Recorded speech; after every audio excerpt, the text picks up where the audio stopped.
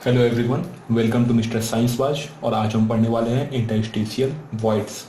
इसमें हम पढ़ेंगे टेट्राहेड्रल, ऑक्टाहेड्रल और रेडियस रेशियो। ठीक है, मतलब टेट्राहेड्रल ऑक्टाहेड्रल वॉइड्स के बारे में और इनकी रेडियस रेशियो, मतलब वॉइड और स्फेयर के रेडियस रेशियो क्या है, कितनी होती है, और उसे पूरा कंप्लीट डेरिवेशन हम उसका देखेंगे। ठीक है, अब देखिए, तीन चीज़ें आप कीजिए। पहले आप डिस्क्रिप्शन चेक कर लीजिएगा इस वीडियो के बाद। ऊपर आई बटन्स में जो लिंक पॉपअप हो रहे हैं वो आप देख लीजिएगा थ्रू आउट द वीडियो, और चैनल को विजिट करके एक बार वहाँ चेक कर लीजिएगा। इससे आपको अपने काम की जो भी वीडियोस है वो मिल जाएगी। ठीक है, तो अब देखिए, इंटरस्टिशियल वॉइड्स की बात करते हैं।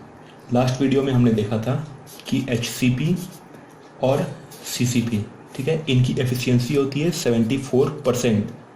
इसका मतलब है कि ये 74% स्पेस ऑक्यूपाई करते हैं स्फेयर्स।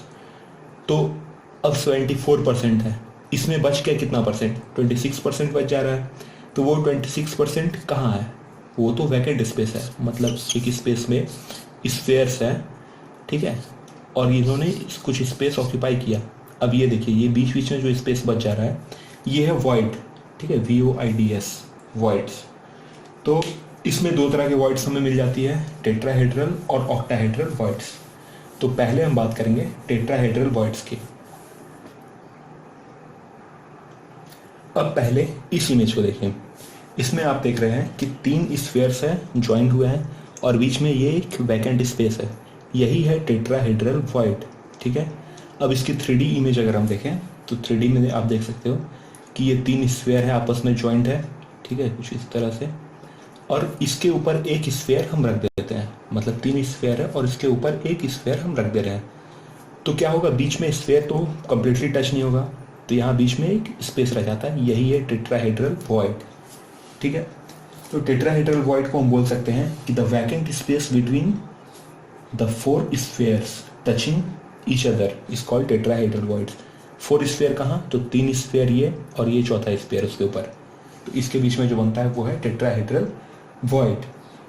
अब देखिए, एक चीज आपको नोटिस करना है कि टेट्राहेड्रल वॉइड्स जो है वो डबल होते हैं नंबर ऑफ स्फीयर्स के। मतलब एक स्फीयर के साथ दो टेट्राहेड्रल वॉइड्स होता है। मतलब यहाँ पे अगर तीन स्फीयर हम देख रहे हैं तो बाकी लेयर्स भी पूरा फॉर्म होगा इसका। तो उस क्यूब में, उस यूनिट सेल में जैसे तीन है तो वहाँ पे चार टेट्राहेड्रल वॉइड्स फॉर्म होंगे। ठीक है, अब इसकी रेडियस रेशियो जो है, मतलब radius ratio of void by radius of sphere, इसकी रेडियस रेशियो, मतलब इस वॉइड की जो रेडियस है वो उसकी, और इस कंप्लीट स्फीयर की रेशियो क्या है टेट्राहेड्रल में? 0.225। अब ये क्या है, कैसे है, इसकी एक डेरिवेशन आप देख लीजिए तो ये बिल्कुल क्लियर हो जाएगा आपको। एक क्यूब है, ठीक है, यूनिट सेल है, जिसकी साइड है, साइड लेंथ है a, ठीक है, और स्फीयर और वॉइड के रेडियस को हम ले लेते हैं R1 वॉइड के लिए, स्फीयर के लिए R2, राइट। यहाँ पे हमने ABC और D नोट किया है। तो अब देखिए, आगे डेरिवेशन में पूरा लिख देता हूँ। अकॉर्डिंग टू पाइथागोरस थ्योरम, यहाँ पर देखिए, इस अपर फेस में A और B जो है इसके बीच का लेंथ है डायगोनल, तो डायगोनल को हम AC square plus BC square कर सकते हैं, AC square plus BC square. ठीक है, सॉल्व करने पे √2a आता है। अब देखिए, यहाँ पर जो है A और B, इसके बीच में इस तरह से इस स्फीयर का हाफ स्फीयर यहाँ और एक स्फीयर का पार्ट यहाँ, मतलब इस तरह से करके हाफ हाफ आता है। जैसे ये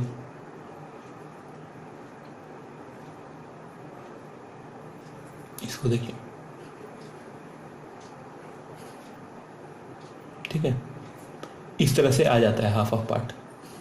मतलब एक स्फीयर का रेडियस यहाँ हो गया और दूसरे का रेडियस, यानी दो रेडियस को मिला करके बनता है एक डायगोनल लेंथ। ठीक है, तो 2R2 equal to √2a। R2 sphere है तो स्फीयर का रेडियस। सॉल्व करने पे हमें फर्स्ट इक्वेशन मिलता है कि R2 radius of sphere is a/√2, side by √2। ठीक है। अब देखिए ए डी, जो ये बीच का ए और डी के बीच में जो डायगोनल है, is equal to A B square plus B D square.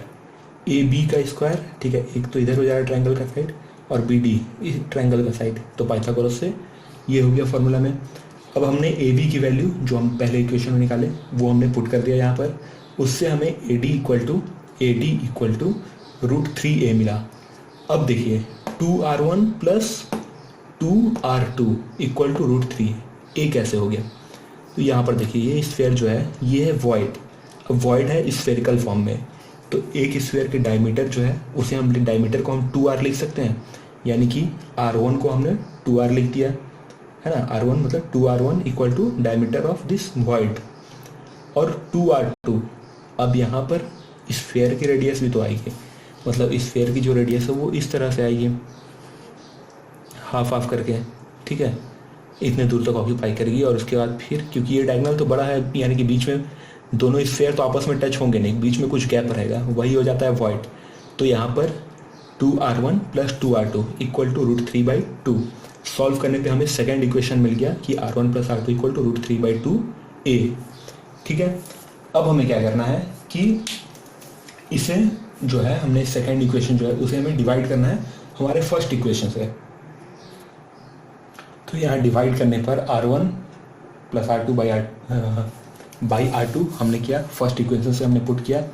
तो वहाँ पर हमने देखा था कि r2 की जो वैल्यू हमें मिली थी फर्स्ट इक्वेशन में वो थी a/√2। जब यहाँ पर हमने डिवाइड किया, डिवाइडेड बाई a/√2, तो ये इन्वर्ट हो गया, तो √2/a। इसे फर्दर सॉल्व करेंगे। यहाँ देखिए हमने r1/r2 प्लस r2/r2 किया, तो r2/r2 इक्वल टू 1 हो गया।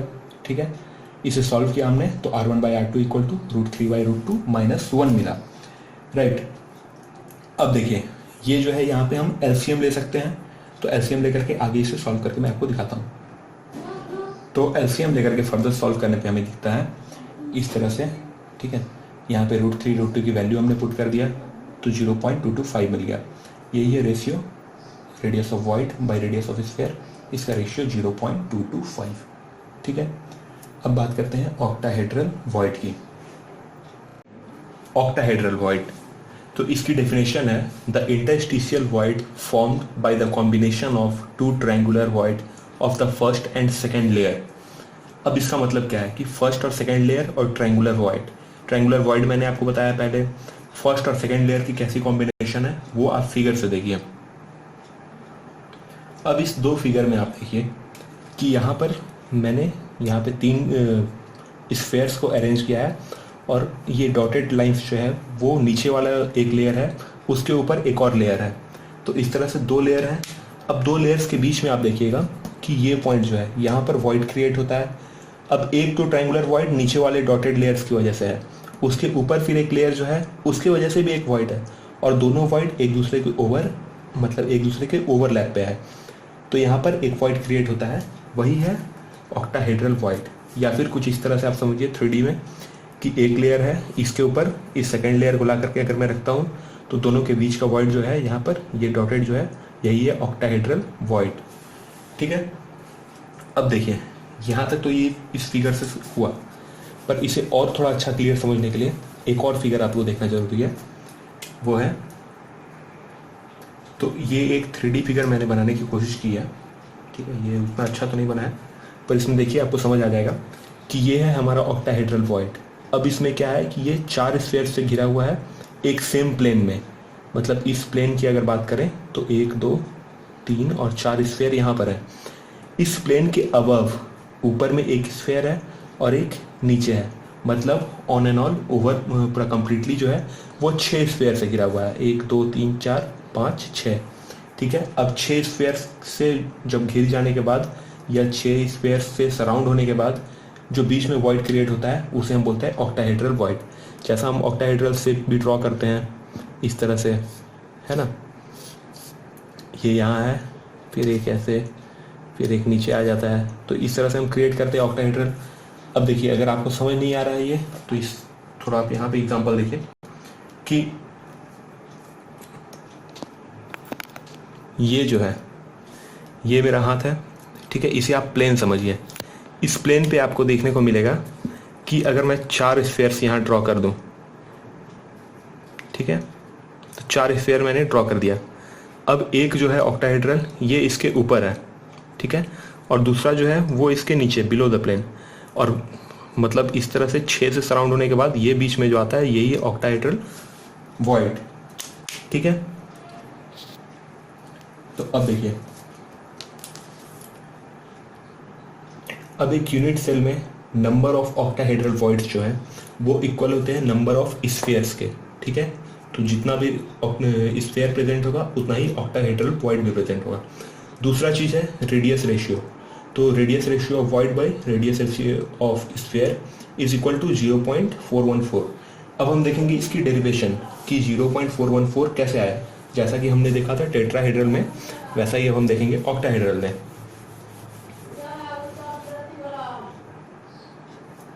देखिए इस फिगर में 4 स्फीयर है, ठीक है, मतलब 4 पार्टिकल्स, और उसके बीच में वॉइड क्रिएट हो रहा है, ठीक है। तो यहाँ पर हमने उस 4 को क्रिएट किया है जैसा पीछे हमने वीडियो देखा फिगर में। तो अब यहाँ पर अगर सारे स्फीयर्स के सेंटर को मैच करते हैं तो एक ही स्क्वायर फॉर्म होता है, और इस स्क्वायर का जो डायगोनल है वो इंक्लूड करता है इस वॉइड को, ठीक है।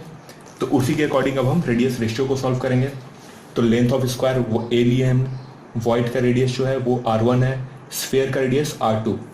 अब पाइथागोरस थ्योरम के according A B square plus B C square, इस मतलब ये जो राइट एंगल ट्राइंगल फॉर्म हो रहा है, ठीक है, उसके अकॉर्डिंग साइड स्क्वायर तो डायगोनल हमें मिल जाता है, यानी कि ए सी जो है वो हमने पाइथागोरस थ्योरम लगाया तो √2a हमें मिल गया। अब देखिए ए सी को हम लिख सकते हैं कि 2r1 प्लस 2r2। अब देखिए r1 क्या है, वॉइड है, वॉइड का रेडियस, ठीक है। यहाँ आप देख सकते हैं कि इस वॉइड का पूरा एक डायमीटर जो है वो इंक्लूड हो जा रहा है इस डायगोनल लेंथ में, मतलब 2r1, r1 एक इधर और एक r1 इधर, ठीक है। r2 जो है, first r2 is here and second r2 is here, तो हम लिख सकते हैं कि 2r1 प्लस 2r2, ठीक है। So A C equal to 2r1 plus 2r2 equal to हमने अभी निकाला ऊपर √2a, ठीक है।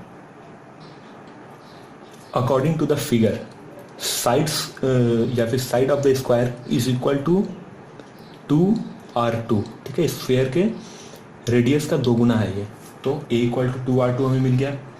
अब पीछे जो इक्वेशन था कि 2r1 प्लस 2r2, इसे हम इक्वेशन 1 दे देते हैं, तो इसके अकॉर्डिंग हमें मिल गया कि √2a। अब इसमें अगर हम सब्सटीट्यूट करेंगे वैल्यू को,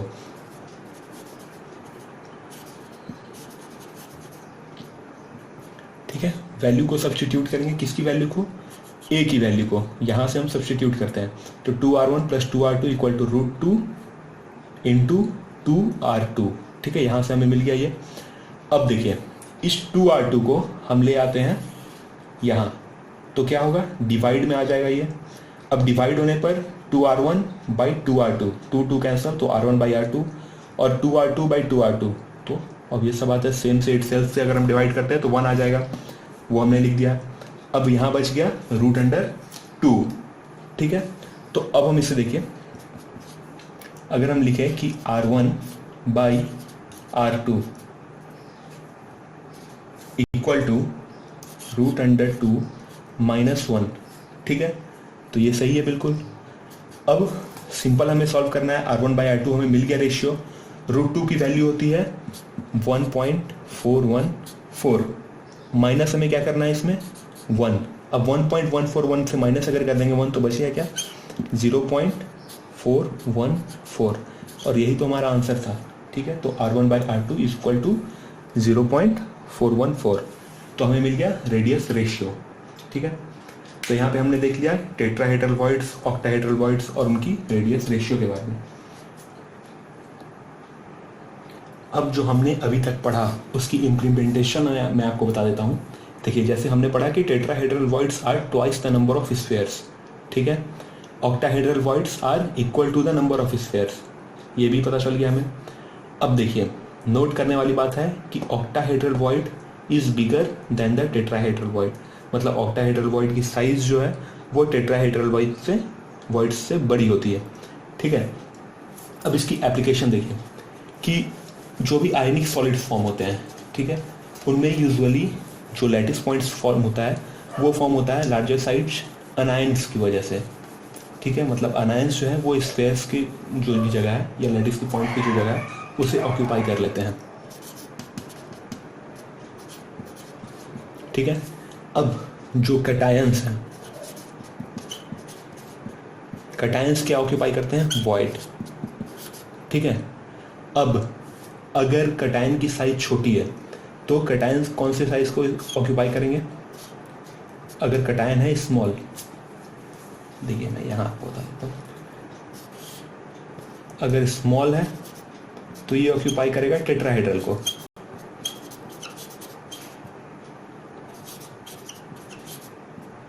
और अगर कैटायन है बिग तो ऑब्वियसली इसे बड़ा स्पेस चाहिए, तो ये ऑक्यूपाई करता है ऑक्टाहेड्रल को। ठीक है, तो यहां तक आपको समझ आ गया। अब देखिए आयनिक सॉलिड जो है उसका फॉर्मूला क्या होगा। अगर कैटायंस ने ऑक्टाहेड्रल साइड्स को ऑक्यूपाई किया है तो फॉर्मूला हो जाएगा AB। ठीक है, मतलब A है कैटायन को रिप्रेजेंट कर रहा, B एनायंस को। अगर कैटायंस ने टेट्राहेड्रल साइड को ऑक्यूपाई किया तो टेट्राहेड्रल हमें पता है कि twice the number of spheres, तो B तो BB ही रह गया, और ये कैटायन जो है वो डबल हो गया, यानी कि A2B। और थर्ड केस जो है हमारे पास, अगर कैटायंस ने हाफ ऑक्यूपाई किया टेट्राहेड्रल साइड को, ठीक है, हाफ ऑफ टेट्राहेड्रल साइड, ठीक है, तो फॉर्मूला हो जाएगा AB। समझ आया आपको? मतलब ऑक्टाहेड्रल साइड्स को अगर कैटायन ऑक्यूपाई करता है आयनिक सॉलिड में तो फॉर्मूला होता है AB, टेट्राहेड्रल को ऑक्यूपाई करता है तो A2B, और अगर टेट्राहेड्रल को आधा ऑक्यूपाई करे तो AB। ऑब्वियस सी बात है, हाफ इसका तो AB हो जाएगा।